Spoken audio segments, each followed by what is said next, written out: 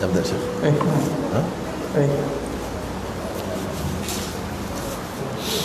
السلام عليكم ورحمة الله وبركاته.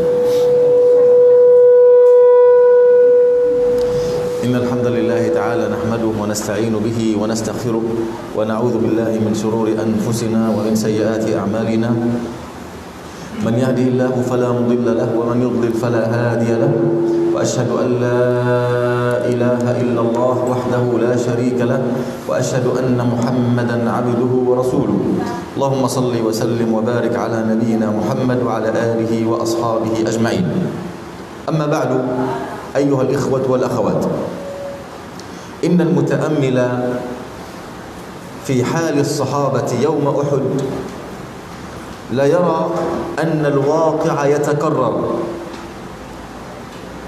لما خالف الرماة على الجبل أمر النبي صلى الله عليه وسلم وأرادوا شيئا من الدنيا، لما رأوا الغنائم في بداية المعركة كانت الغلبة للمسلمين، ورأوا الغنائم تقسم، وقد عزم عليهم النبي صلى الله عليه وسلم ألا يتركوا أماكنهم على الجبل، فخالفوا أمر النبي عليه الصلاة والسلام لشيء في قلوبهم، فنزلوا ليأخذوا شيئا من الدنيا.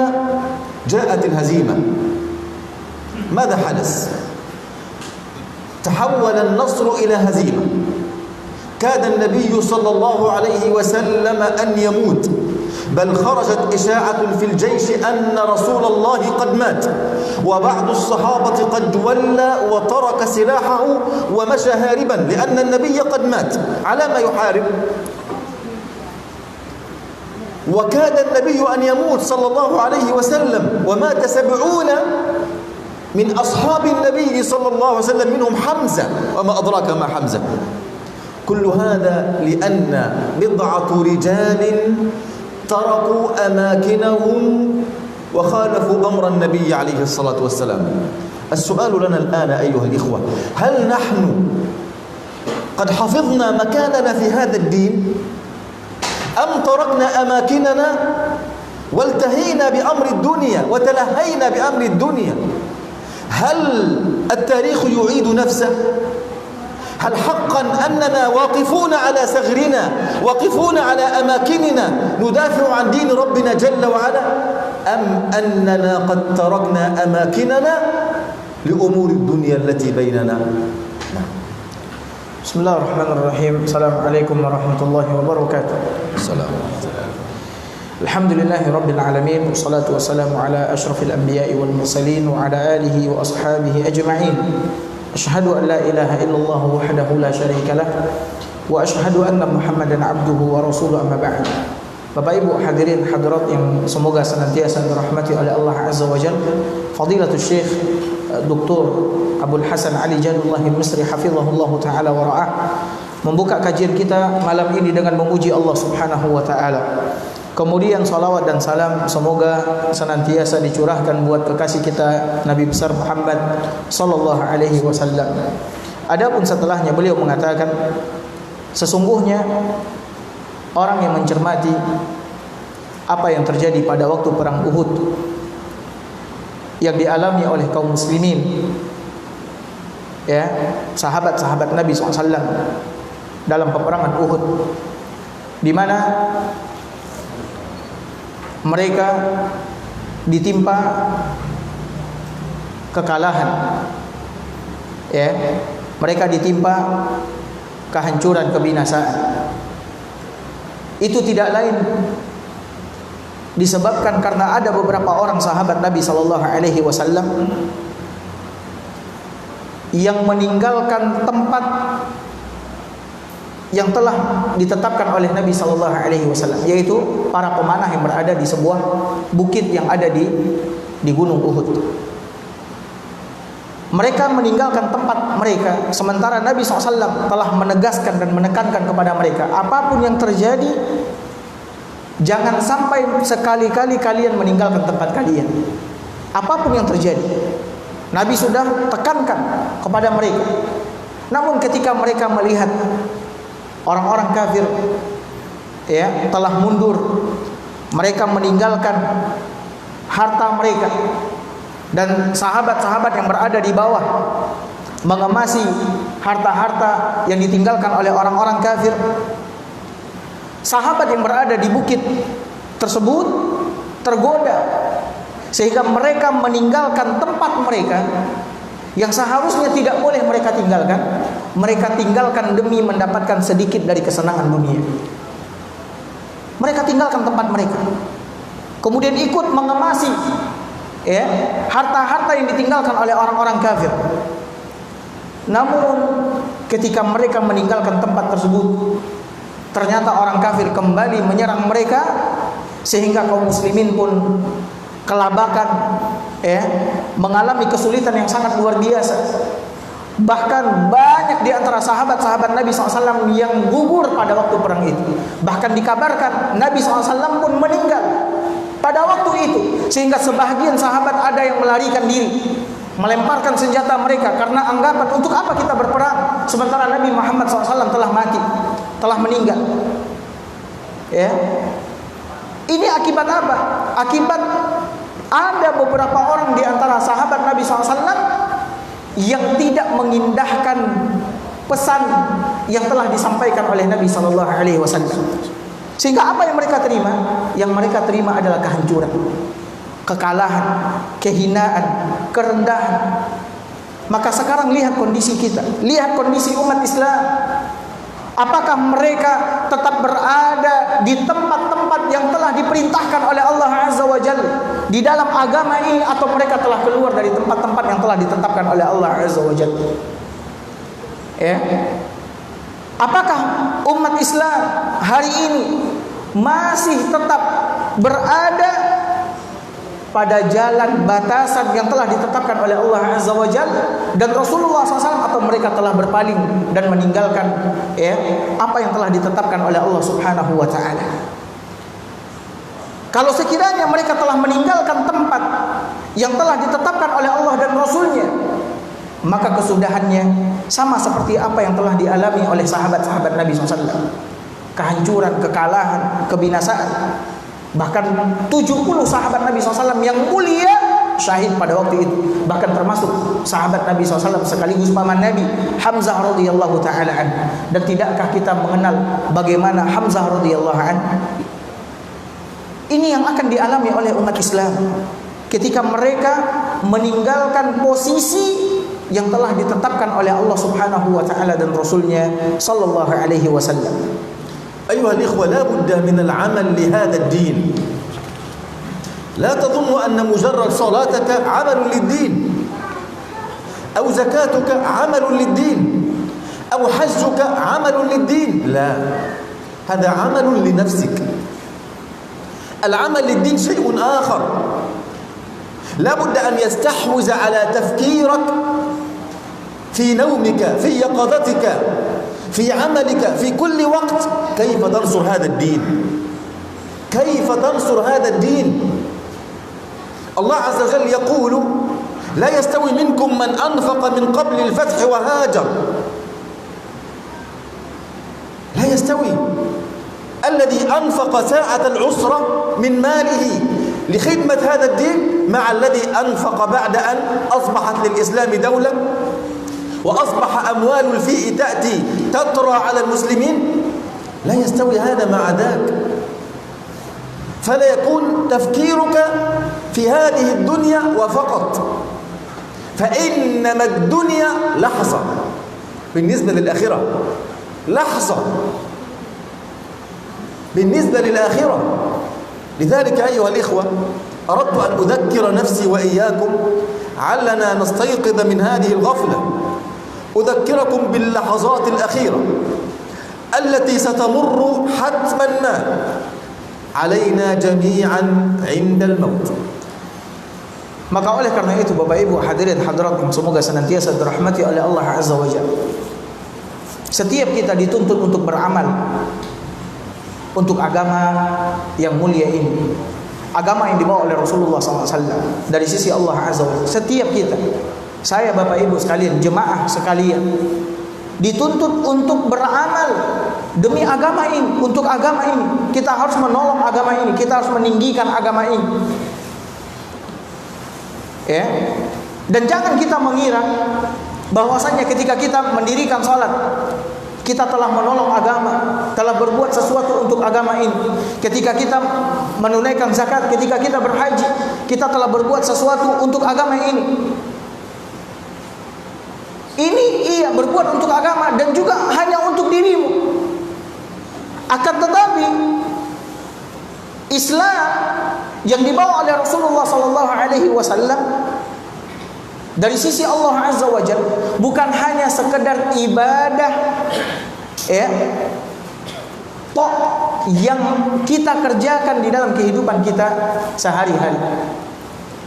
Akan tetapi Islam ini meliputi segala sesuatu, dan setiap orang diminta dan dituntut untuk membela agama ini, ya, membantu agama ini. Siapa yang membela dan membantu agama ini, maka dia berhak mendapatkan bantuan dan pertolongan dari Allah Subhanahu wa taala.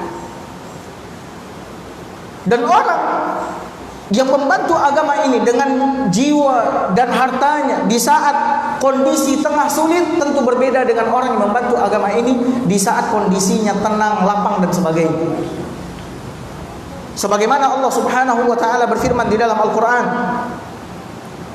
ya, membedakan antara orang yang menginfakkan hartanya sebelum Fathu Makkah, sebelum hijrah, dengan orang yang menginfakkan hartanya setelah Fathu Makkah dan setelah hijrah. Allah Subhanahu wa taala mengatakan, la yastawi minkum man anfaqa min qabli al-fathi wa qatal. Kata Allah Azza wa Jalla, tidak sama orang yang menginfakkan hartanya di jalan Allah di antara kalian dan yang berperang sebelum penaklukan kota Makkah. Tidak sama.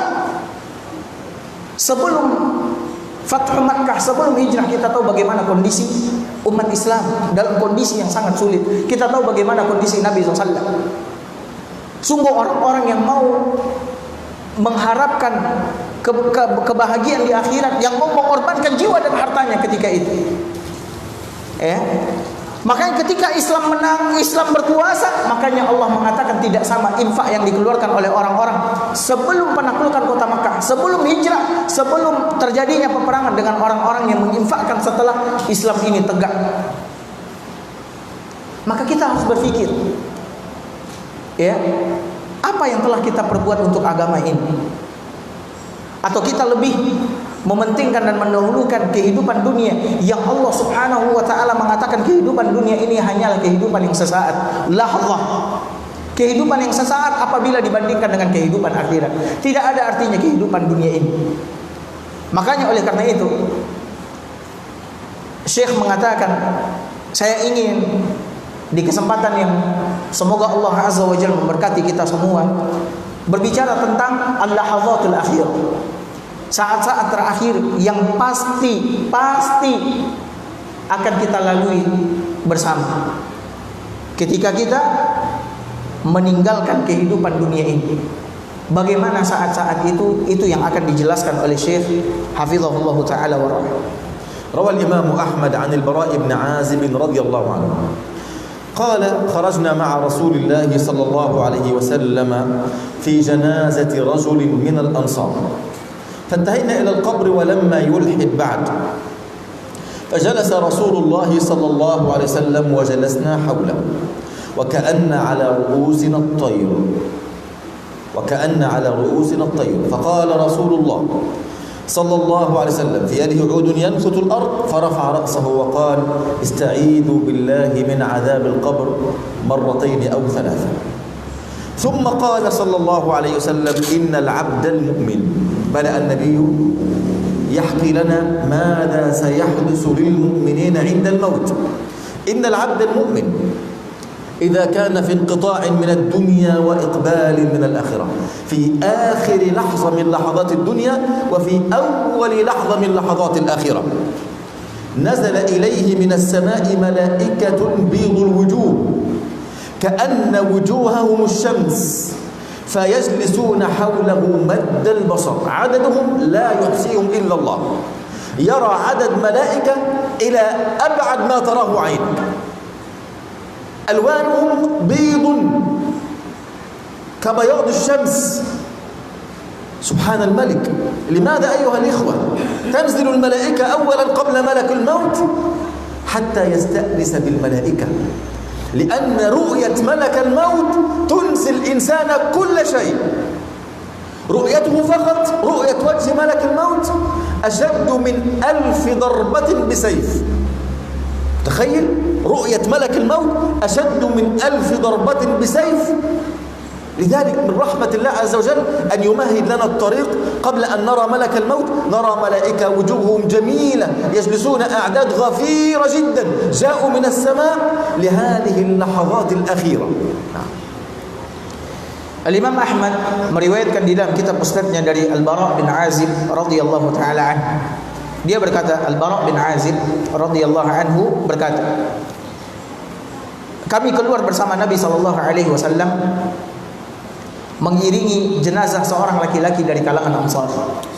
Mengiringi jenazah seorang laki-laki dari kalangan Ansar.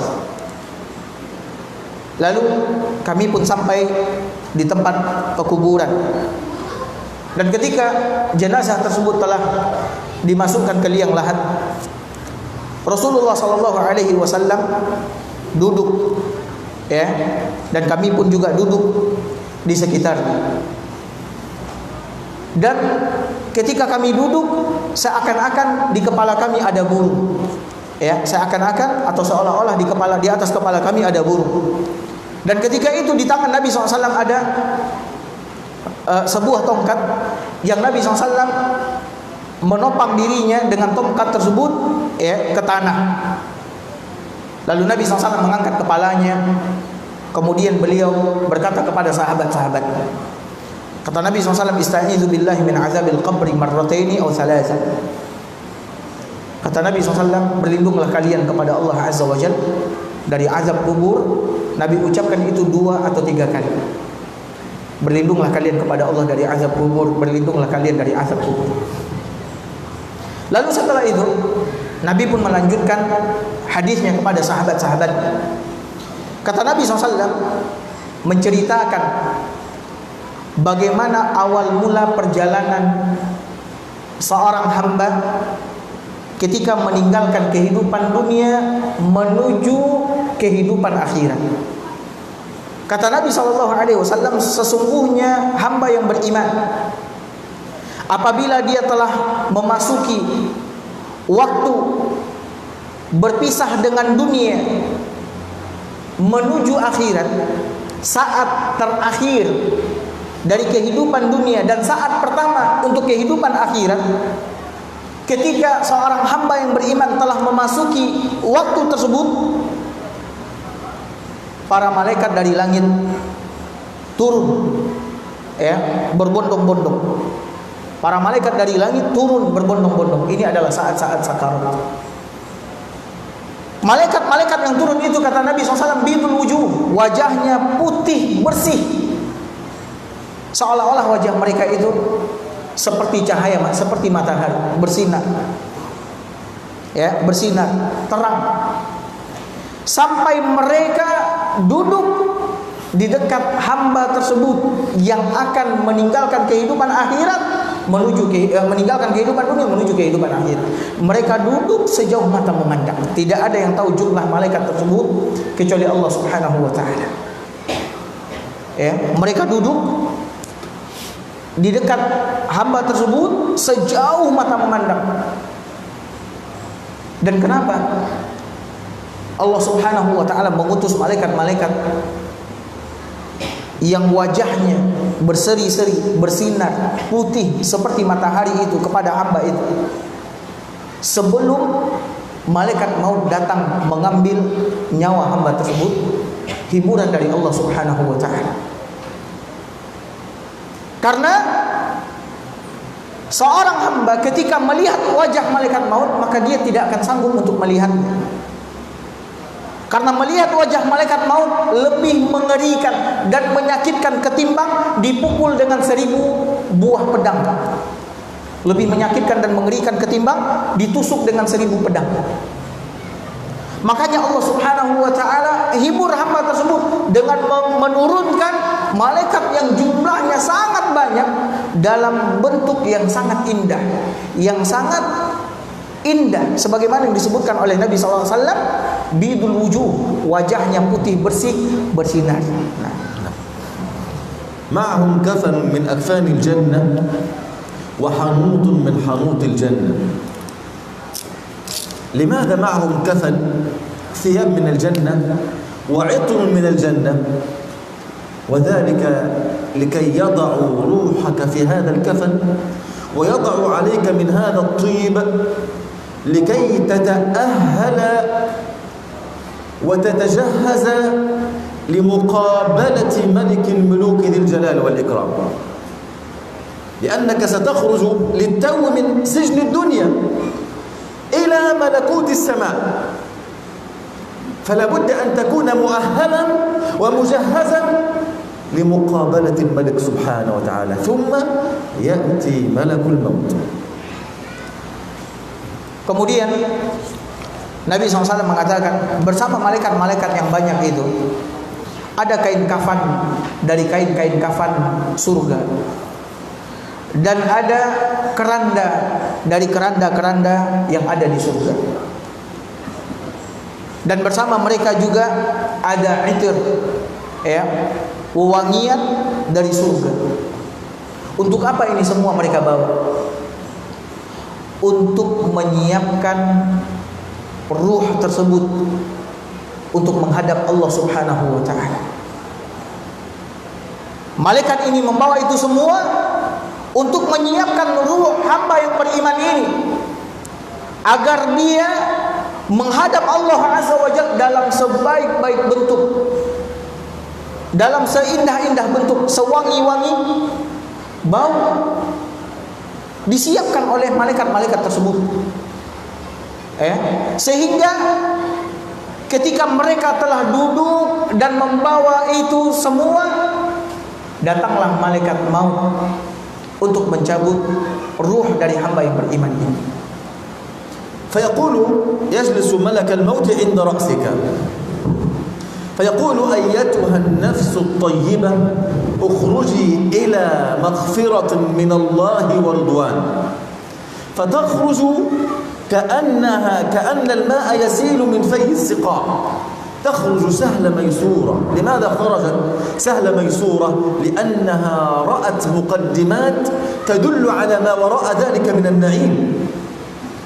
رأت ملائكة بيض الوجوه، رأت ملك الموت يأتي في صورة طيبة وينادي عليها أيتها النفس الطيبة اخرجي إلى مغفرة من الله ورضوان، وكل هذا بشرى عاجلة لهذا الميت. لذلك تخرج الروح مسرعة كأنما تسيل القطرة من فيه السقاء. Kemudian ketika malaikat maut datang, malaikat maut duduk di dekat kepala hamba tersebut. Lalu dia pun berkata, wahai ruh yang baik, keluarlah engkau menuju ampunan dan keridhaan Allah Subhanahu wa taala. Kalimat ini adalah kalimat berita gembira dari malaikat maut untuk hamba tersebut. Karena ketika dia keluar dari kehidupan dunia, meninggalkan kehidupan dunia, dia keluar menuju ampunan dan keridhaan Allah Subhanahu wa taala. Sehingga ketika ruh tersebut mendengar ucapan itu dari malaikat maut, dia pun keluar sama seperti keluarnya air dari mulut teko, keluar dengan mudah dan gampang. Tidak sulit. Keluar dalam keadaan mudah. Karena kalimat yang diucapkan oleh malaikat maut tersebut, wahai ruh yang baik, keluarlah engkau menuju ampunan dan keridhaan Allah Azza wa Jalla. Malaikat maut mencabut nyawanya dengan lembut dan baik. فإذا أخذها ملك الموت لا تدعها الملائكة في يده طرفة عين. انظر إلى اشتياق الملائكة الذين جاءوا في البداية معهم الحنوط والرائحة والطيب، إذا أخذها ملك الموت مباشرة يأخذونها منه لا يدعونها طرفة عين فيضعونها في ذلك الكفن وذلك الحنوط فتخرج منها كأطيب نفخة مسك وجدت على ظهر الأرض. هذه الرائحة هي رائحة عملك، رائحة سجودك، صلاتك، ذكرك، صدقتك، زكاتك، أمرك بالمعروف نهيك عن المنكر، قراءتك للقرآن، عملك لهذا الدين، هذا يخرج على هيئة نفخة مسك. Ketika malaikat maut telah mengambil ruh hamba tersebut, maka malaikat-malaikat yang duduk di sekitar hamba tadi tidak membiarkan walaupun sekejap, ya, langsung mengambil ruh yang telah diambil oleh malaikat itu. Karena malaikat-malaikat itu telah menantikan dengan kerinduan yang sangat besar untuk menyiapkan ruh hamba yang beriman ini. Jadi langsung diambil tanpa menunggu beberapa saat. Ketika malaikat maut telah mengambil ruh tersebut, langsung mereka ambil dari malaikat maut, kemudian mereka mengkafaninya, kemudian meletakkannya di dalam keranda yang telah mereka bawa dari surga, sehingga ruh ini pun keluar dibawa oleh malaikat tersebut untuk menghadap Allah Azza wa Jalla. Dia keluar dalam bau yang paling wangi yang pernah ada di permukaan bumi. Terbayang? Pernahkah kita mencium wangi yang paling wangi di permukaan bumi? Ruh itu dibawa oleh malaikat dalam bau yang sangat-sangat harum yang pernah ada di permukaan bumi. Dan bau harum itulah dia hasil dari amalan kita, amal soleh yang kita kerjakan. Salat kita, sujud kita, zikir kita, bacaan Al-Quran kita, zakat kita, sedekah kita, menyantuni anak-anak yatim yang kita lakukan, dan seterusnya. Ini yang akan menjadikan hamba tersebut besok ketika dia mati, dia dibawa oleh malaikat dalam keadaan bau yang sangat wangi dan harum yang pernah ada di permukaan bumi. Fayas'aduna biha ila as-sama'. فما يمرون على ملأ من الملائكة إلا ويقولون ما هذه الروح الطيبة ما شممنا ريح أطيب منها فيقولون هذه روح فلان ابن فلان بأطيب أسمائه التي كان يسمى بها في الدنيا. ثم يصعدون بها إلى السماء الدنيا فيستفتح، يعني يطرقون باب السماء الدنيا فيفتح لهم فيستقبلهم من كل سماء مقربوها إلى السماء التي تليها. يعني السماء الأولى المقربون من السماء الأولى يصعدون بك إلى السماء الثانية ليتركونك وحدك. هذا من شدة اشتياق الملائكة لك. يا الله، انظر إلى احتفال الملائكة بك لتعلم أنك لست رخيص في هذه الدنيا، لتعلم أن لك وزن عند الله عز وجل. إذا حققت الإيمان وحققت التقوى للرحمن وعشت على هذا الدين حياتك كلها لله عز وجل، حينئذ ملائكة السماوات في انتظارك أيها المسكين. فيستقبله في كل سماء مقربوها فيصعدون بها إلى السماء التي تليها حتى يصلون به إلى السماء السابعة. الآن اقتربت من الرحيم الرحمن جل جلاله وتقدست أسماؤه، وهنا اللقاء المنتظر بينك وبين الرحمن جل جلاله. Setelah itu, malaikat-malaikat itu pun membawa naik ruh tersebut ke langit. Tidaklah mereka melewati sekumpulan malaikat yang ada di langit, melainkan malaikat-malaikat tersebut bertanya, ruh siapa yang wangi ini, yang harum ini? Ruh siapa ini? Maka yang membawa menjawab, ini adalah fulan bin fulan. Maka disebut namanya dengan sebaik-baik sebutan yang pernah disematkan oleh manusia kepadanya. Dia dipanggil, disebut oleh malaikat dengan namanya yang terbaik. Sampailah malaikat ini ke pintu langit yang pertama. Pintu langit yang pertama. Lalu mereka meminta agar pintu ini dibuka. Maka dibukakan pintu langit tersebut selebar-lebarnya. Ternyata di sana telah ada malaikat-malaikat Allah yang sangat dekat dengan Allah menyambut mereka.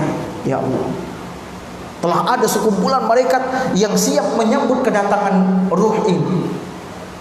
Perhatikan bagaimana malaikat membuat sebuah walimah penyambutan untuk ruh hamba yang beriman ini, agar engkau tahu bahwasannya kau bukanlah seorang yang remeh, seorang yang rendah, ya, yang dibawa oleh malaikat-malaikat Allah menuju Allah Subhanahu wa taala. Ketika engkau menghabiskan usiamu, ya, untuk mentaati Allah Azza wa Jalla, untuk membela agama Allah Subhanahu wa taala, kau bukanlah orang yang rendah, kau bukanlah orang yang remeh. Perhatikan bagaimana malaikat memuliakan dan menyambut ruh hamba yang beriman ini. Kemudian dibawa terus ke langit kedua, langit ketiga, terus disambut, sampailah mereka membawa ruh ini ke langit yang ketujuh. Dan ketika itu ruh ini sudah benar-benar dekat dengan Allah Subhanahu wa ta'ala, sudah benar-benar dekat dengan Allah Subhanahu wa ta'ala. Fayaqulu Allah Azza wa Jalla, uktubu kitab 'abdi fi 'illiyin, ay fi as-sama'i ar-rabi'ah, thumma a'iduhu ila al-ard, fa inni minha khalaqtuhum wa fiha u'iduhum wa minha ukhrijuhum taratan ukhra. فتعاد الروح إلى جسده فيأتيه الملكان فيجلسانه. Kemudian Nabi SAW berkata, ketika ruh ini telah sampai dekat ke sisi Allah Azza wa Jalla, Allah pun berkata kepada malaikat-malaikatnya, tulislah, atau letakkanlah kitab hambaku ini di tempat yang terpuji yang disebut oleh Allah dengan Illiyin. Letakkan kitab hambaku ini di Illiyin, tempat yang tinggi, yang mulia, yang ada di langit keempat. Kemudian kembalikan dia ke bumi, karena sesungguhnya aku, kata Allah Azza wa Jalla, menciptakan dia dari bumi, dari tanah, dan ke tanah juga aku akan mengembalikannya, dan dari tanah pula aku akan mengeluarkannya di kali yang berikutnya pada waktu hari kebangkitan. Lalu dikembalikanlah ruh tersebut kepada jasadnya di bumi, Kemudian setelah ruh kembali kepada jasadnya di dalam kubur, wa ya'tihi malakan, ruh jasad tersebut dengan ruh tersebut didatangi sama dua malaikat. Lalu dua malaikat tersebut mendudukkan mayit yang telah dikubur itu. Fayaqulani lahu man rabbuk, fayaqulu rabbi Allah. ما دينك؟ الإسلام. من نبيك؟ محمد صلى الله عليه وآله وسلم. ما عملك؟ قرأت القرآن وصدقت به وآمنت بالله ورسله. الله أكبر. والله لا يجيب على هذه الأسئلة إلا من كانت حياته لله، أنفاسه على نهج رسول الله صلى الله عليه وسلم، رضي بالله حكما ورضي بشريعة النبي صلى الله عليه وسلم منهاجا ما حاد عنها قط في هذه الدنيا. هذا الذي يثبته الله جل وعلا في هذه الساعة. فالملكان شديدان أسودان أزرقان، إذا رأيتهما تنسى كل شيء. حينئذ يثبت الله عز وجل الذين آمنوا بالقول الثابت في الحياة الدنيا، أي عند سكرة الموت، وفي الآخرة أي عند القبر. حينئذ فينادي مناد من قبل الله جل وعلا أن صدق عبدي، هذا العبد صادق، اجتاز هذا الامتحان، أفرشوا له مكانا من الجنة، افسحوا له في قبره وأفرشوه من الجنة، وافتحوا له بابا من أبواب الجنة، فيأتيه رجل طيب الثياب، طيب الوجه، طيب الرائحة، فيقول من أنت؟ فوجهك الوجه الذي لا يأتي إلا بالخير، فيقول له أبشر فأنا عملك الصالح، أبشر بالذي كنت توعد. الله أكبر. Kemudian setelah mayit tersebut didudukkan oleh malaikat Munkar dan Nakir, Mereka bertanya kepada mayit ini, siapa Tuhan yang kau sembah? Maka dia mengatakan Allah. Apa agamamu? Agama saya Islam. Siapa yang diutus kepadamu? Maka dia mengatakan Muhammad sallallahu alaihi wasallam. Apa amalanmu? Maka mayit ini mengatakan, aku membaca Al-Quran, aku membaca kitabullah Al-Quranul Karim, dan aku mengimaninya serta membenarkan semua yang ada di dalam Al-Quran. Ya Allah, perhatikan, mayit ini menjawab dengan jawaban yang tegas dan kuat. Sementara malaikat yang datang kepadanya itu adalah malaikat yang mengerikan, yang tidaklah dia datang melainkan akan membuat kita lupa akan segala-galanya. Akan tetapi hamba yang beriman ini menjawab semua pertanyaan malaikat tersebut dengan tegas dan benar. Dan ini tidak akan dapat dilakukan oleh seseorang kelak di alam barzakh kecuali orang yang hidupnya di dunia menegakkan agama, menjalankan agama. Mereka yang akan diberikan keteguhan oleh Allah Azza wa Jalla di dalam menjawab pertanyaan malaikat, sebagaimana yang Allah katakan di dalam Al-Quran, yuthabbitullahu alladhina amanu bil qawli tsabiti fil hayatid dunya wa fil akhirah. Allah akan teguhkan perkataan orang-orang yang beriman dengan kalimat yang tegas, dengan kalimat yang benar di kehidupan dunia, yaitu ketika sakarat, dan di kehidupan akhirat, yaitu ketika dia berada di alam barzakh. Kemudian setelah dia jawab itu semua, apa kelanjutannya? Fayunadi munadi minas sama. Maka ada penyeru dari langit, yaitu Allah Azza wa Jalla. Allah mengatakan, an sadaqa abdi, hambaku itu benar, hambaku itu benar. Maka kata Allah Azza wa Jalla, berikan dia kasur dari surga, berikan dia alas dari surga, pakaikan untuknya pakaian dari surga, dan bukakan untuknya pintu-pintu yang akan mengantarkannya ke surga. Ya Allah, ini adalah kabar gembira yang didapat oleh seorang hamba sebelum kabar gembira nanti di akhirat. Allah sudah memberikan kabar gembira kepadanya. Berikan alas dari surga, pakaikan dia pakaian dari surga, bukakan untuknya pintu surga. Lalu ketika pintu surga dibukakan, fayatihi min tibiha wa rawhiha, sampailah ke kuburan hamba itu bagaimana eloknya aroma surga dan kesenangan surga. Ya Allah, sampailah kepadanya bagaimana eloknya dan kenikmatan surga. Lalu kuburannya yang kalau kita lihat cuman 1 kali 2 atau 2 kali 1, Allah lapangkan, Allah luaskan sejauh mata memandang, sejauh mata memandang. Lalu mayit ini didatangi oleh seseorang yang wajahnya baik, pakaiannya baik, baunya wangi, ya. Dan mayit ini berkata, siapa engkau? Wajahmu adalah wajah orang yang baik-baik, bukan wajah orang yang buruk, orang jahat. Maka dia mengatakan, aku ini adalah amal solehmu dahulu di dunia. Aku ini adalah amal solehmu dahulu di dunia. Maka kata orang ini kepada mayit ini, berbahagialah engkau wahai fulan dengan kabar gembira, dengan kabar gembira yang Allah janjikan untukmu di hari ini, yaitu apa? Kenikmatan yang dimulai dengan kenikmatan alam kubur. انظر إلى هذه الأفراح التي مرت على هذا المؤمن. أنزل الله له ملائكة بيض الوجوه لا يعلم عددهم إلا الله سبحانه وتعالى. ثانيا نزول ملك الموت يطمئنه ويعطيه البشارة بمغفرة الله ورضوانه. ثالثا لما وضعت روحه في كفن من الجنة وطيب من الجنة. ثالثا بشارة كل ملائكة كل سماء له. رابعا بشارة الله له لما قابله وأمر الملائكة أن يضعوا روحه في عليين.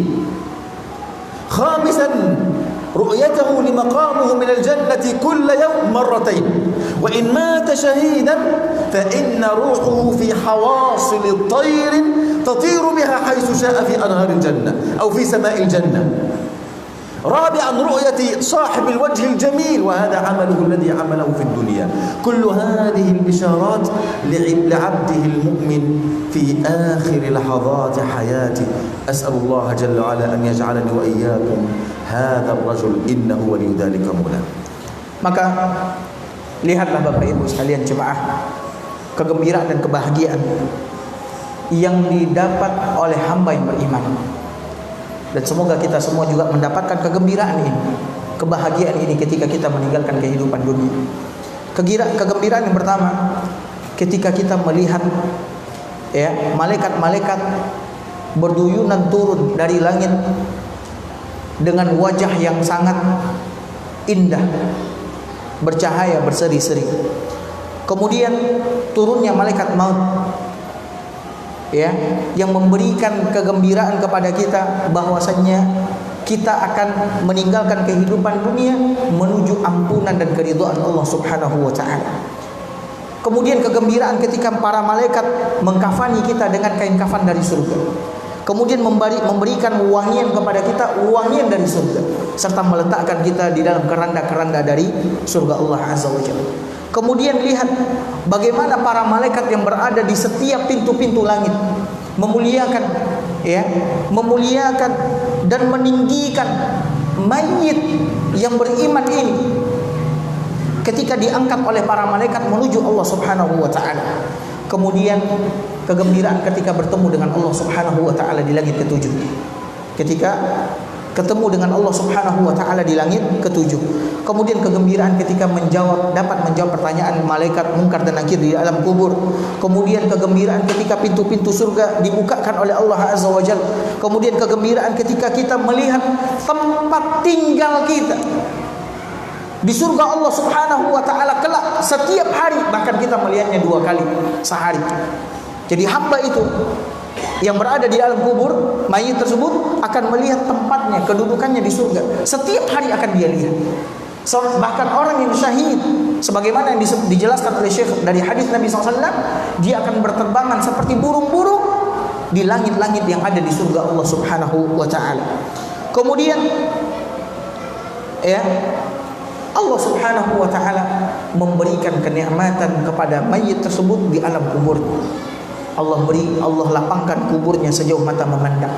Kemudian Allah utus kepadanya seorang teman yang itu adalah merupakan amal solehnya. Maka betapa beruntung dan bahagianya orang yang memperoleh kegembiraan atau mendapatkan kegembiraan, kebahagiaan yang disebutkan oleh Nabi SAW di dalam hadis yang mulia ini. Kita kedengarkan azan dulu, habis itu kita lanjutkan. Wallahu a'lam bishawab.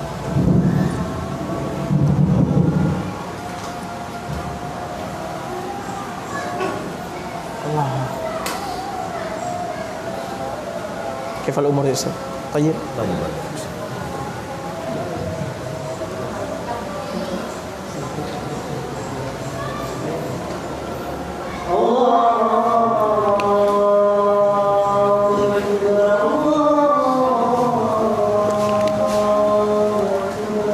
نكمل ولا نفتح سؤال والجواب؟ نكمل؟ كما تحب. لا كما تحب. تتعبان؟ لا على راحتي. ننهي هذا؟ تنهي هذا بسرعة. طيب لا بأس. يعني صفحتين فقط. لا أطيل فيهم. وهذا سيكون أيضا في أصيل. أنا انتهيت من الدورة الإندونيسية. ممكن نقولها؟ طيب ممتاز. هذا أفضل يعني. سبب turunnya keberkahan. Turunnya apa? Sebab turunnya keberkahan. طيب. تخبر هؤلاء. bagus. ممتاز. أنت تريد أن تريح نفسك. لا. مشكلة أنت. لا يا أستاذ.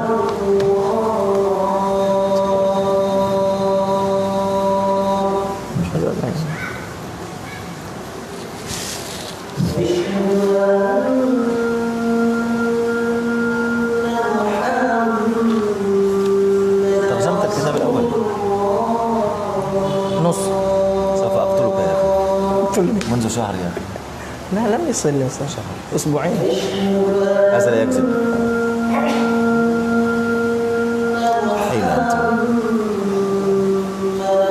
wallahi al-amal yahtaj ila tarkiz yani.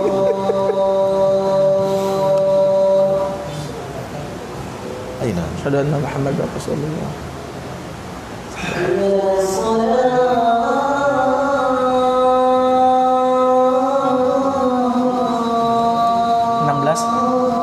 16 Oktober. الآن 4 Desember. نوفمبر صح؟ Desember. لا هذا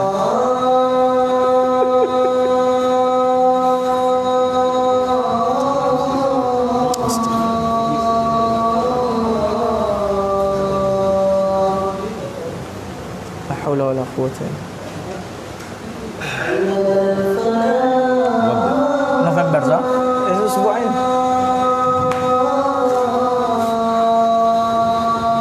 انتهي بسرعة شيخ. وين نلقي هذا؟ في أي مكان. ada في sahabat أكثر من مكان. عن الصحابة. أيوة. لكن المشكلة انتهي أنت بسرعة.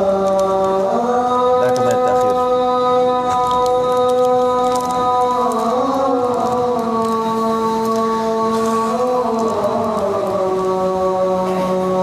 لا حول ولا قوة. الناس كسلانين. هكذا يا شيخ كل يوم محاضرة هنا كل يوم في هنا. الفجر. الفجر هذا شيء عادي. ليس كسل. لا أدري يعني ماذا أفعل. قبل ذلك ما في الحقيقة. في محاضرتي في تعليمي 7 والله 6 يوم الجمعة. لا إله إلا الله وأن محمدا عبده ورسوله عليه الصلاة والسلام. صلاة الخيرات محمد وسلم. نكمل أو سنجاوب؟ نكمل؟ إيه نكمل. قال النبي صلى الله عليه وسلم: وإن العبد الكافر إذا كان في انقطاع من الدنيا وإقبال من الآخرة جاء إليه ملائكة سود الوجوه كأن سود الوجوه والعياذ بالله، معهم المسوح. المسوح أي الثوب الأسود الثقيل، فيجلسون منه مد البصر. أعوذ بالله، تخيل هذا المنظر، ملائكة سود الوجوه يجلسون إليه مد البصر، معهم المسوح اللي هو الثوب الثقيل الأسود، ثم يجيء ملك الموت أعوذ بالله حتى يجلس عند رأسه فيقول: أيتها النفس الخبيثة اخرجي إلى سخط من الله وغضب والعياذ بالله. فتتفرق روحه في جسده. لماذا تفرقت؟ خافت من هذا المنظر وملك الموت وهذا المسوح والعياذ بالله، فتتفرق في جسده فينتزعها ملك الموت، فتتقطع وتتمزق الأعصاب والعروق والعياذ بالله ساعة خروجها من الجسد. قال النبي: كما إذا وضعت شيء فيه شوك في صوف مبلول فتنتزعه مرة واحدة فيخرج هذا الشوك ببقايا الصوف حوله والعياذ بالله، كذلك روح هذا العاصي أو الفاجر أو الفاسق تخرج تمزق الأعصاب والعروق حين خروجها من هذا البدن والعياذ بالله. Kemudian Bapak Ibu sekalian, Nabi SAW melanjutkan tentang perjalanan hamba yang kafir, orang kafir, ya, yang tidak beriman kepada Allah Subhanahu wa taala. Apabila mereka menemui saat di mana mereka akan meninggalkan kehidupan dunia menuju akhirat, maka turunlah para malaikat dari langit dalam rupa wajah yang sangat hitam. Wajah yang sangat apa? Hitam, berbeda dengan malaikat yang datang kepada hamba yang beriman. Ma'ahumul musuh. Malaikat-malaikat tersebut membawa al-musuh. Musuh itu adalah pakaian hitam yang sangat berat dari neraka Allah Subhanahu wa taala. Kemudian duduk di dekat hamba tersebut sejauh mata memandang. Kemudian setelah itu datanglah malaikat maut, duduk di atas kepalanya. Lalu malaikat maut tersebut berkata: wahai ruh yang buruk, wahai ruh yang buruk. Ruh yang buruk adalah ruhnya orang kafir. keluarlah engkau menuju kemarahan dan kemurkaan Allah Subhanahu wa taala. Ketika ruh itu mendengar panggilan malaikat maut keluar menuju kemurkaan dan kemarahan Allah, mereka pun bercerai-berai di dalam jasad tersebut. Tidak mau keluar, takut keluar menuju kemurkaan dan kemarahan Allah Azza wa Jalla. Ya, sehingga malaikat maut terpaksa mencabutnya dengan keras. Dicabut dengan keras sampai urat-urat saraf yang ada di dalam tubuh orang tersebut terputus-putus. Dicabut, dipaksa dengan keras sampai urat-urat saraf, entah berapa banyak jumlahnya di dalam tubuh, terputus-putus semuanya. Sama seperti ketika pengait mencabut bulu domba yang basah. Ketika dicabut, sama seperti itu, semuanya terputus-putus. Seperti inilah keadaan ruh orang kafir ketika dicabut oleh malaikat maut yang diutus oleh Allah Subhanahu wa taala. فيأخذ هذا الروح فلا تدع الملائكة الروح في يده طرفة عين فيأخذوها منه فيضعونها في ذلك المسوح في ذلك الثوب الثقيل الذي هو من النار كفن من النار والعياذ بالله فيخرج منها كأنتني جيفة على وجه الأرض يخرج منها رائحة خبيثة جدا كأنتني ما أنت رائع على وجه الأرض والعياذ بالله هذه رائحة كفره وفسقه والعياذ بالله هذه رائحة شركه ومعصيته بالله سبحانه وتعالى. Lalu setelah itu ruh yang buruk ini diambil oleh malaikat yang tadi turun dari langit. Kemudian mereka tidak meninggalkan ruh ini walaupun sesaat, sampai mereka memasukkan ruh tersebut ke dalam pakaian hitam yang sangat berat, yaitu kain kafan dari neraka Allah Azza wa Jalla. Lalu dibawalah keluar ruh ini, ya, dalam keadaan yang paling buruk, yang paling bau, dengan bau yang paling bau yang pernah ada di permukaan bumi ini. Ya, dan bau busuk itu disebabkan oleh kekufurannya, kedurhakaannya, kesyirikannya, ya, kepada Allah Subhanahu wa taala. Keberpalingannya dari panggilan iman oleh Rasulullah sallallahu alaihi wasallam.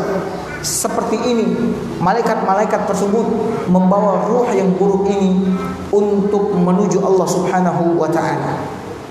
فيصعدون بها فلا يمرون على ملأ من الملائكة إلا ويقولون ما هذه الروح الخبيثة فيقال هذه روح فلان ابن فلان بأقبح أسمائه هذا روح فلان المشرك الكافر الزاني السارق شارب الخمر والعياذ بالله تارك الصلاة تارك الجماعة بأقبح أسمائه فيصلون به إلى السماء الدنيا فيستفتحون باب السماء فلا يفتح لهم وهذا مصداق قول الله عز وجل لا تفتح لهم أبواب السماء ولا يدخلون الجنة حتى يلج الجمل في سم الخياط الجمل هو الحبل الكبير الذي يسحب به السفينة هذا الحبل مستحيل أن يدخل في الإبرة التي تخيط بها الملابس حينئذ يأتي النداء من قبل الله عز وجل سبحان الله يقول الله عز وجل اكتبوا كتاب عبد في سجين في الأرض السفلى ثم أعيدوه إلى الأرض فإني منها خلقتهم وفيها أعيدهم ومنها أخرجهم تارة أخرى قال النبي صلى الله عليه وسلم فتطرح روحه في الأرض طرحا تخيل من السماء تطرح هكذا طرحا حينئذ أي تلقى هكذا من أعلى إلى أسفل قال رسول الله صلى الله عليه وسلم ثم النبي قرأ قوله تعالى ومن يشرك بالله فكأنما خر من السماء فتخطفه الطير أو تهوي به الريح في مكان صحيح. Kemudian Bapak Ibu hadirin hadirat semoga senantiasa dirahmati oleh Allah Subhanahu wa taala. Lalu dibawalah naik ruh yang buruk ini, yang bau ini. tidaklah mereka melewati sekelompok malaikat yang ada di langit, melainkan mereka bertanya, ruh siapa ini? Bau ruh siapa ini yang sangat bau ini, yang sangat busuk ini? Maka disebutlah ruhnya fulan bin fulan. Disebut dengan seburuk-buruk nama yang dahulu dia dikasih nama di dunia.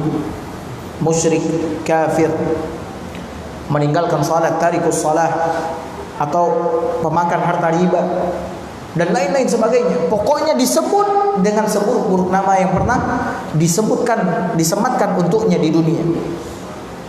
Lalu ketika sampai di langit yang pertama, langit dunia, malaikat ini minta agar dibukakan pintu langit. Akan tetapi sayangnya pintu langit tidak dibukakan untuk ruh ini. Pintu langit tidak dibukakan untuk ruh ini. Lalu Nabi SAW membacakan firman Allah Azza wa Jalla, tufattahu lahum abwabus samai wa la yadkhuluna al-jannata hatta yalijal jamal fi samil qiyad. Kata Allah Azza wa Jalla, tidak akan pernah dibukakan untuk mereka orang-orang kafir, orang-orang musyrik, orang-orang zalim. Pintu-pintu langit ini enggak akan pernah dibukakan, dan mereka tidak akan pernah masuk surga sampai tali kapal bisa masuk ke dalam lubang jarum, menunjukkan kemustahilan orang ini masuk ke dalam surga Allah Subhanahu wa taala. Ketika kondisinya seperti itu, Allah Subhanahu wa taala yang Maha tahu, Maha melihat berkata, kata Allah Azza wa Jalla, letakkan catatan kitab hambaku yang buruk itu di sijil, tempat yang hina dina, yaitu di bagian bumi yang paling bawah. Bagian bumi yang paling bawah. Kemudian Allah mengatakan, kembalikan dia ke bumi, kembalikan dia ke tanah, karena sesungguhnya aku ciptakan dia dari situ, aku kembalikan dia juga ke situ, dan aku akan keluarkan dia juga dari situ di waktu nanti hari kebangkitan. Lalu Nabi SAW mengatakan, maka ruh itu ketika berada di atas langit yang pertama, dicampakkan, dilemparkan oleh malaikat dengan sekeras-kerasnya, dicampakkan, tidak diletakkan baik-baik, tapi dari langit, dari atas langit dia dilemparkan ke bawah. Kemudian Nabi SAW membacakan firman Allah Azza wa Jalla, wa man yusyrik billahi faka'annama kharra minas sama' fatakhtafuhu at-tayr aw tahwi bihi ar-rih fi makanin sahih. Allah Subhanahu wa taala mengatakan, kata Allah Azza wa Jalla, siapa yang berbuat syirik, yang menyekutukan Allah Subhanahu wa taala, maka seakan-akan dia jatuh dari langit. Lihat, jatuh dari langit. Kita aja jatuh dari lantai 2, lantai 3, aduh ngerinya minta ampun. Terbayang jatuh dari atas langit, ya, lalu disambar oleh burung atau diterbangkan angin ke tempat yang jauh. حينئذ تعاد روحه إلى جسده فيأتيه ملكان فيجلسانه فيسألانه من ربك فيقول لا أدري ما دينك من نبيك فيقول لا أدري فينادي مناد من السماء أفرشوا له من النار وافتحوا له بابا من أبواب النار والعياذ بالله. تخيل رجل يجلس في حجرة مشتعل عليه بالنار،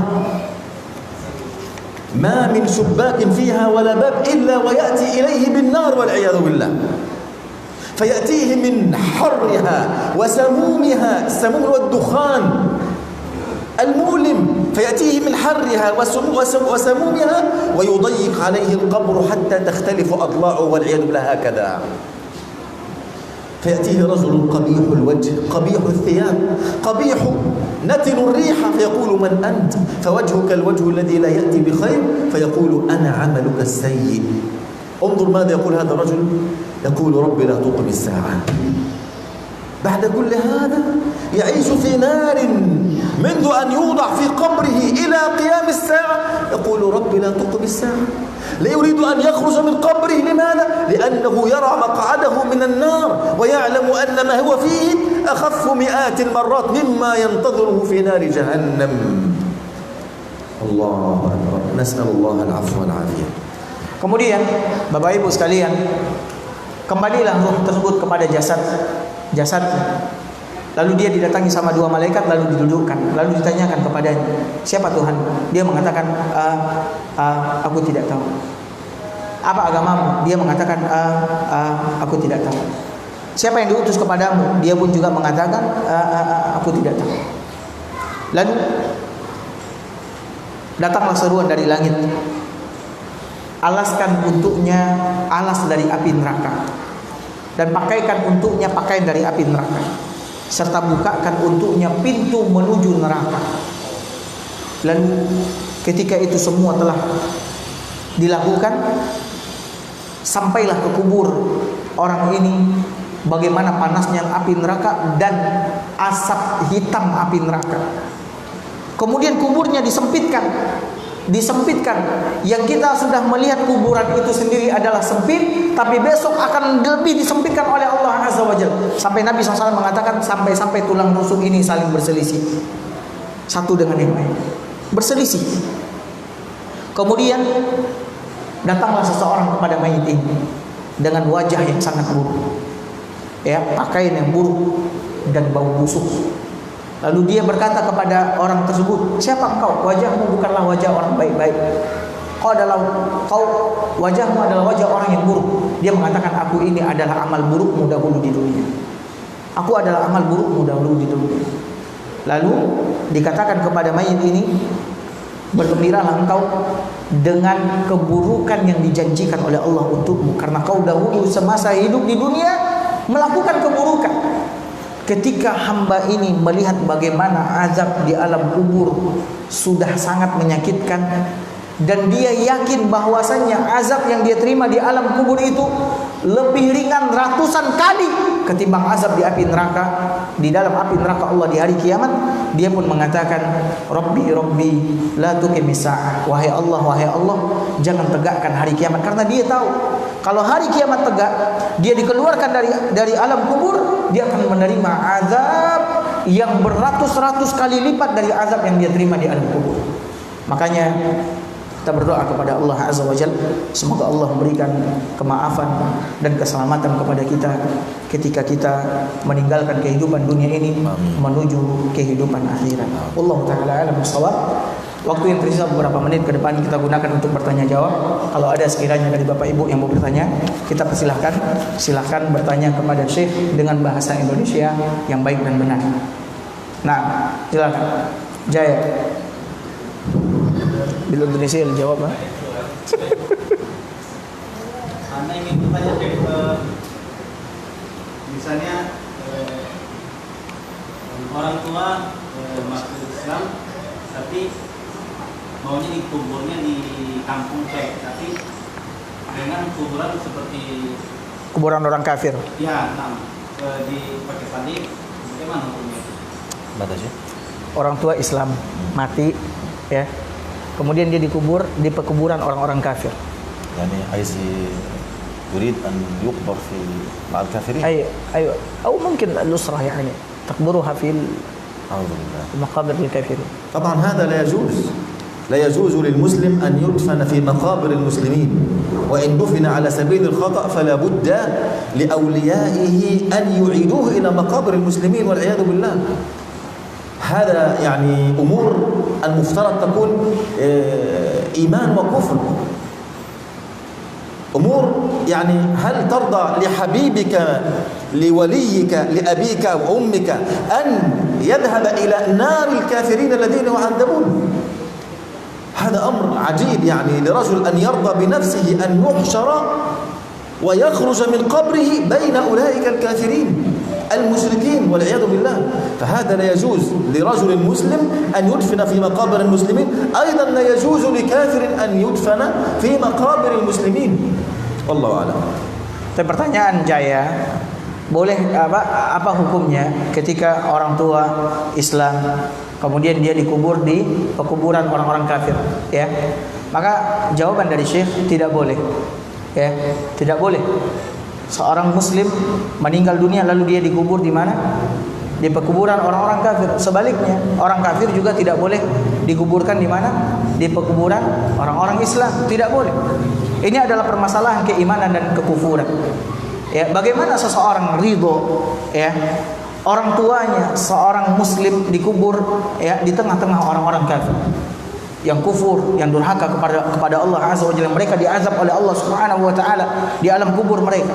Bagaimana dia ridho nanti orang tuanya atau kekasihnya dibangkitkan oleh Allah Azza wa Jalla bersama dengan orang-orang kafir ini? Kalau sekiranya terjadi kesalahan, maka wajib bagi wali dari yang meninggal tersebut untuk memindahkannya, mengeluarkannya, kemudian memindahkannya untuk dikuburkan di pekuburan orang-orang Islam.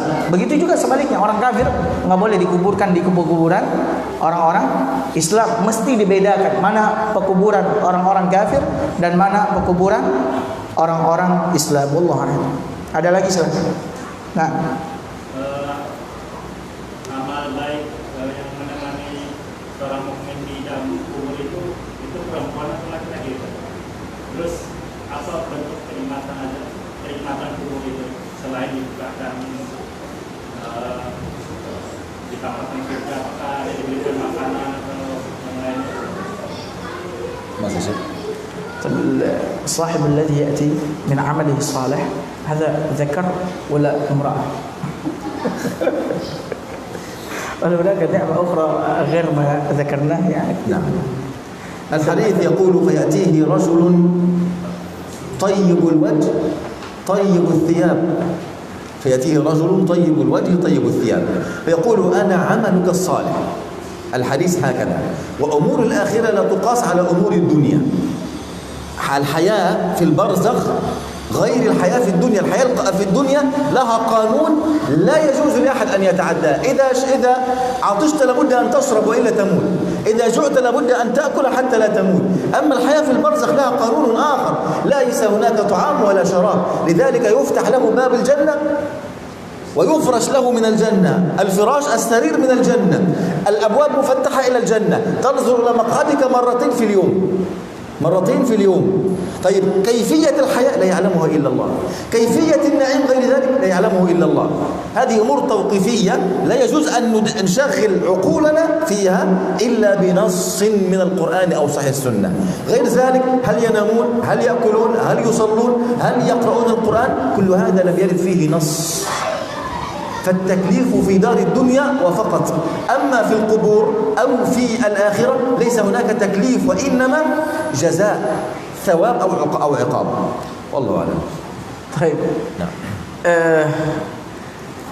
Yang ditanyakan apakah yang datang itu laki-laki atau wanita, ya, nanti di alam kubur amal soleh kita tersebut, maka jawaban dari Syekh, hadis yang datang dari Nabi SAW menyebutkan fayatihi rajulun, mayit tersebut akan datangi oleh seorang laki-laki, ya, hasanul wajah, wajahnya bagus, pakaiannya bagus, baunya wangi, ya, baunya wangi. Dan kita ketika memahami hadis Nabi SAW, maka yang berkaitan dengan masalah akhirat, tugas kita adalah membenarkan dan mengimaninya, dan tidak bisa kita kiaskan dengan kehidupan dunia. Ini adalah masalah gaib, masalah akhirat, alam barzakh. Alam barzakh apakah sama dengan alam dunia? Tidak berbeda. Maka undang-undang yang ada di alam barzakh tentunya berbeda dengan undang-undang yang ada di mana? Di alam dunia. Di alam dunia kalau kita haus kita harus ngapain? Minum supaya hilang haus. Kalau kita lapar kita harus ngapain? Makan. Kalau kita sakit maka kita harus berobat. Kalau di alam akhirat tidak seperti itu. Dan tidak ada yang mengetahuinya kecuali Allah Subhanahu wa ta'ala. Dan kita membenarkan setiap nas yang datang dari Nabi SAW. Apakah mereka makan, apakah mereka minum nanti, ya, di alam barzakh, atau apakah mereka nanti sholat, kemudian zikir, kemudian bertemu dengan sanak keluarganya, macam-macam, ya, kunjung mengunjungi kata orang. Kita nggak tahu. Yang jelas hadis datang seperti ini. Maka kita wajib untuk mengimaninya. Kita wajib untuk mengimaninya. Yang jelas di antara kenikmatan alam barzakh yang disebutkan oleh Nabi sallallahu alaihi wasallam dalam hadis ini, Allah Subhanahu wa taala berikan untuknya tempat tidur dari surga, pakaian dari surga, kemudian pintu surga dibukakan untuknya, dan dia melihat tempatnya di surga itu setiap hari 2 kali. Ya Allah, setiap hari 2 kali. Makanya orang yang mendapatkan nikmat ini dia mengatakan apa? Wahai Allah, tegakkan hari kiamat. Karena apa? Karena dia udah enggak sabar untuk masuk apa? Masuk surga. Ya, masalah apakah ada beban syariat lagi di alam barzakh, seorang beramal lagi di alam barzakh? Tentunya tidak. Beban syariat cuma di dunia. Kita salat ini cuma di dunia, kemudian puasa cuma di dunia, baca Al-Quran cuma di dunia. Besok alam barzakh dan alam akhirat ini adalah alam hari pembalasan atas apa yang telah kita kerjakan di dunia ini. Wallahu a'lam bishawab. Ada lagi? Ibu-ibu ada? Nah, Pak Hendri silakan. Masalah kuburan di Indonesia ini kan kuburan kan ditinggikan. Kuburan ditinggikan. Ada dibangun atau gimana. Jadi sesuai dengan saat itu pada ماذا شيخ؟ يعني الضراحي المقابر يعني ترفع هنا ايه كيف؟ القبور ترفع قليلا هكذا لا بل هناك مبنى يعني يبني. ايوه من كراميك. إيه. طبعا مسألة البناء للسيراميك هذا الذي على القبر، ايوه ارتفاع القبر قليلا من أجل حتى لا يضر القبر، لا يضر بفعل الماء أو كذا، فهذا جوزه العلماء. أما بناء كبناء على القبر، بناء حجرة أو كذا يسمى ضريح، فهذا لا يجوز. نهى النبي صلى الله عليه وسلم عن تجصيص القبور.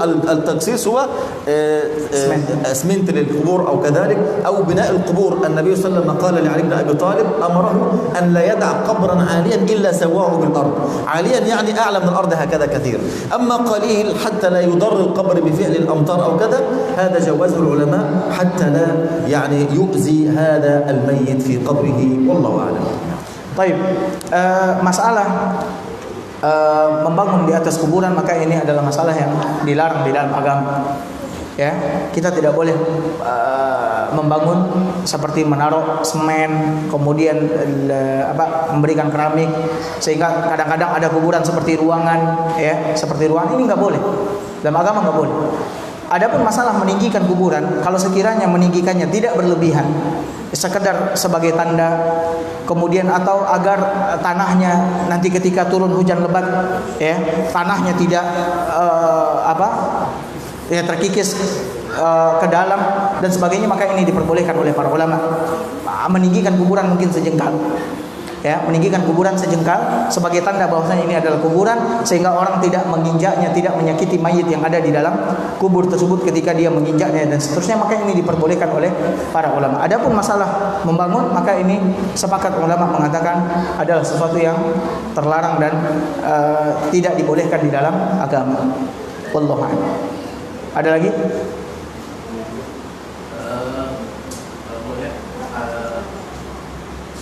Sulitnya kita menghadapi sakaratul maut itu. Jadi minta nasihat dari siapa yang harus kita persiapkan. ماذا شيخ؟ Bagaimana agar sakarat itu mudah, ringan? Apa yang harus kita? العمل الصالح الذي يخفف عليك سكرات الموت، العمل الصالح. لأن السكرات يعني النبي صلى الله عليه وسلم، تخيل النبي عانى من سكرات الموت، عانى من سكرات الموت. لماذا عانى من سكرات الموت؟ ولما كان يمرض كان مرضه مضاعفا، ليس كمرض أحدنا. يعني دخل ابن عباس والنبي يتلوى على الأرض من الحمى، يتلوى. أنت تتوجع كذا، النبي يتلوى على الأرض. فقال وأنت رسول الله؟ قال نعم. ذلك بأن لنا أجرين نحن الأنبياء، فيبتلى المرء على قدر دينه. أحيانا أنت صالح جدا والله عز وجل يبتليك بسكرات الموت أشد. لماذا؟ ليكفر عنك سيئاتك، وإن لم يكن عندك سيئات ليرفعك درجات في الجنة. فمسألة سكرات الموت نحن دائما ندعو الله أن يخفف عنا سكرات الموت، ندعو الله أن لا يعذبنا في قبورنا. نعم، في كل صلاة نحن دعاء في آخر التشهد: اللهم إنا نعوذ بك من فتنة المحيا والممات ونعوذ بك من فتنة المسيح الدجال، نعوذ بك من عذاب القبر وعذاب الآخرة. دائما ندعو الله عز وجل ونستعين بالله من عذاب القبور ومن سكرات الموت وهذه الأشياء. فمع الدعاء والعمل الصالح نسأل الله عز وجل يعني أن تخرج روحنا كما تخرج روح المؤمنين، وأن يجعلنا في أعلى عليين، وأن يغفر لنا ما قدمنا وما أسررنا وما أعلنا، إنه ولي كريم سبحانه وتعالى. Sebab ini pertanyaan yang terakhir, bagaimana caranya agar kita memperoleh sakarat yang mudah, ringan dan seterusnya? Maka jawaban dari Syekh adalah dengan memperbanyak amal soleh. Perbanyak amal soleh, lakukan amalan-amalan yang dicintai dan diridhai oleh Allah Subhanahu wa taala. Kemudian sakarat adalah sesuatu yang pasti akan dilalui oleh setiap insan, setiap manusia, pasti. Nabi SAW mengatakan sesungguhnya pada kematian itu ada sakarat, saat-saat yang sangat menyakitkan.